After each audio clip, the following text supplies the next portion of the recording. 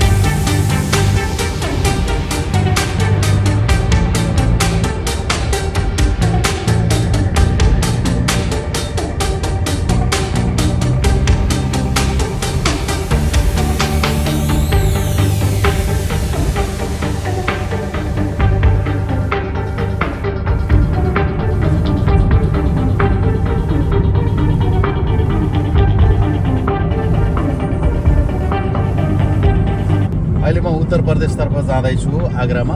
दिल्लीबाट गाडी ड्राइभ गरेर आफैले गाडी ड्राइभ गरेर उत्तर प्रदेश आगरासम्म जाँदैछु। अहिले यो चाहिँ इन्डियाको टोल प्लेन हो, यो एक्सप्रेस हाइवे। अनि त्यसमा मैले चाहिँ यो गाडी कुदाइरहेको छु आफैले। अब अगाडि बढौँ र सिधै आगरा ताजमहलको भिडियो पनि देखाउने छु।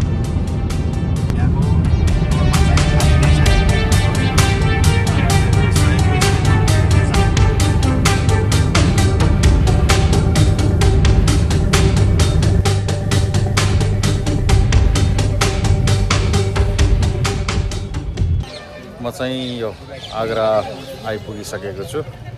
यो आगराबाट चाहिँ पार्किङबाट 1 किलोमिटर अझ अगाडि बढ्न पर्ने रहेछ।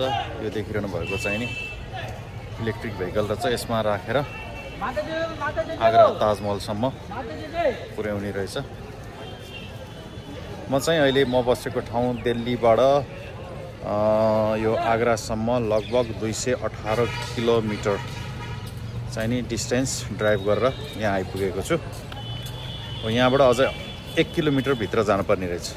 यो पार्किङमा आइसकेपछि यहाँबाट इलेक्ट्रिक गाडीमा चाहिँ नि आगरा ताजमहलसम्म पुग्नको लागि चाहिँ इलेक्ट्रिक गाडी युज गर्नुपर्ने रहेछ। त्यसले त्यहाँसम्म 1 किलोमिटर चाहिँ डिस्टेन्स जाने रहेछ। हाम्रो प्राइभेट गाडीहरू चाहिँ लान नपाइने रहेछ। अहिले हामी यो इलेक्ट्रिक गाडी चढेर लगभग 2 मिनटको टाइम डिस्टेन्स पार गर्दैछौँ। गाडीबाट चाहिँ खुब रमाइलो पनि हुँदो रहेछ। पानी पनि सिमसिम परिरहेको छ। यहाँ धेरैजना पर्यटकहरू आउने जाने क्रम जारी नै छ। यो आजको भिडियोमा हेरौँ यो पानीले डिस्टर्ब गर्छ कि जस्तो लागिरहेको छ। यहाँ साइडमा पसलहरू पनि देखिरहनु भएको छ है। यहाँ आइसकेपछि धेरै गाइडहरू आउनु हुँदो रहेछ। तपाईँहरूलाई गाइडको आवश्यकता छ भन्दै है। र यहाँ साइडमा पसलहरू पनि देख्न सक्नुहुन्छ है। ल हेर्नुहोस् त यो भिडभाड सबैजना यो ताजमहल हेर्न जानको लागि आउनु भएको छ है।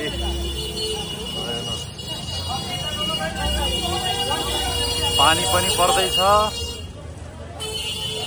यता रेस्टुरेन्ट, चिया, कफी पसलहरू, यता ह्यान्डिक्राफ्टका पसलहरू। मेरो यो पछाडि देखिरहनु भएको यो तस्विरहरू चाहिँ प्रत्येक सालको के भएको छ, कस्तो भएको छ, कतिको चेन्जेसहरू छन् सबै त्यसमा लेखेको रहेछ। र यहाँ चाहिँ गाइड लिएर यो ग्रुपिङमा गाइडले गाइडिङ गर्दै हुनुहुन्छ होइन। त्यो भित्र के कति चेन्जेसहरू भएको छ, कस्तो तरिकाको खानपाहरू टाइपको होइन, त्यो सबै मेन्टेनेन्सहरू गरिदिएको प्रत्येक सालको फोटोहरू चाहिँ अपडेट गराएको रहेछ। अहिले म यो ताजमहल एरियाभित्र प्रवेश गरिसकेको छु। ल यहाँ हेर्नुहोस् यो मेरो पछाडि देखिरहनु भएको चाहिँ मेन प्रवेशद्वार रहेछ ताजमहलको। र यहाँ चाहिँ फोटो सेसन हुने ठाउँ रहेछ यो, जहाँसम्म मलाई लाग्छ। र यो दोस्रो प्रवेशद्वार, योभन्दा भित्र चाहिँ ताजमहल रहेछ। धेरै मान्छेहरू यहाँ फोटो खिचाउँदै हुनुहुन्छ र यहाँ आउने मान्छेहरूको लागि चाहिँ गाइड भन्दै धेरैजना गाइडहरू एभाइलेबल हुँदो रहेछ है। जसको लागि गाइड चाहिन्छ उहाँहरूले लिन सक्नुहुने रहेछ। मान्छेहरू एकदम क्राउडेड छ यहाँ, धेरै भिडभाड।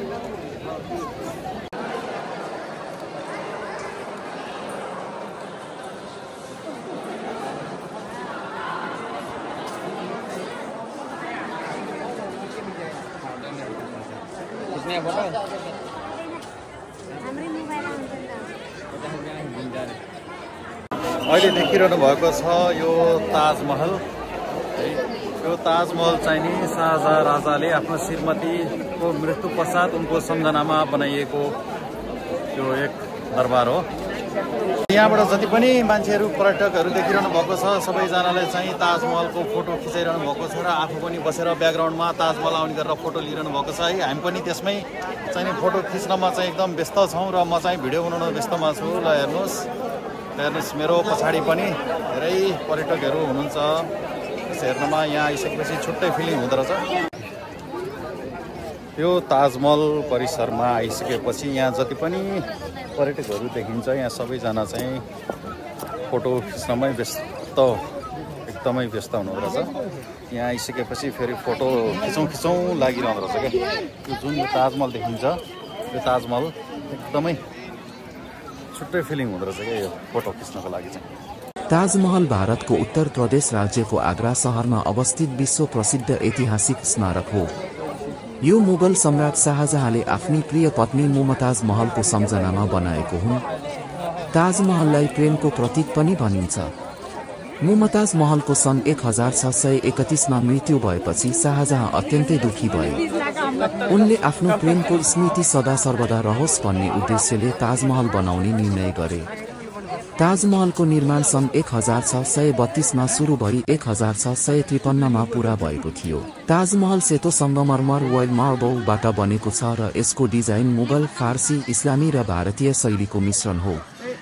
यसको मुख्य गुम्बज डाउन करिब 73 मिटर अग्लो छ। यसको वरिपरि सुन्दर बगैँचा, पोखरी र अन्य संरचनाहरू छन् जसले सम्पूर्ण परिसरलाई स्वर्गीय रूप दिन्छ। 1983मा युनेस्कोले ताजमहललाई विश्व सम्पदा स्थल वर्ल्ड हेरिटेज साइटको रूपमा सूचीबद्ध गरेको थियो। अहिले पनि यो भारतको सबैभन्दा धेरै पर्यटक जाने स्थलहरूमध्ये एक हो। ताजमहल केवल एउटा भवन होइन, यो अमर प्रेमको प्रतीक हो। संसारभरका मानिसहरू यसलाई हेर्न र यसको सौन्दर्य र प्रेमको कथा महसुस गर्न आउँछन्। यो ताजमहल चाहिँ यमुना नदीको किनारमा अवस्थित छ। यो ताजमहलको पछाडि यसरी हामी यमुना नदी देख्न सक्छौँ है। हेर्नुहोस् त कति ठुलो यमुना नदी बगिरहेको छ। हेर्नुहोस् है, यो पुरै यमुना नदी हो यो है। यता ताजमहल देख्न सकिन्छ यो है, र यसको पछाडि यमुना नदी है।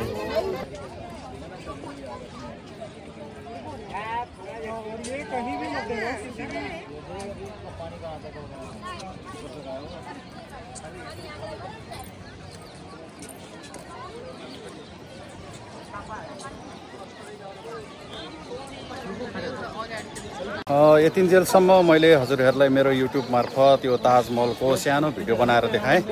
हजुरहरूलाई यो भिडियो के कस्तो लाग्यो कमेन्ट मार्फत भनिदिनु होला र च्यानललाई एक सब्सक्राइब चाहिँ गरिदिनु होला।